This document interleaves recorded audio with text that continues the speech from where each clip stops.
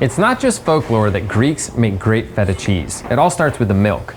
Greek feta must be at least 70% sheep's milk, which has twice as much fat as cow's milk. The rest has to be goat's milk. American feta producers, on the other hand, tend to use cow's milk. And both sheep and goat's milk contain fatty acids that give them slightly gamey, really savory flavors that are missing in cow's milk. It also helps that Greek sheep eat a uniquely diverse diet, at least 6,000 different types of plants, including many that only grow in Greece. Since flavor compounds in feed make it into milk, that translates into milk with uniquely complex flavor. Unlike commercial feta producers here in the US, Greek manufacturers dry salt their cheese before brining it. Now, this allows flavorful bacteria on its surface to grow, and that flavor gets absorbed into the cheese.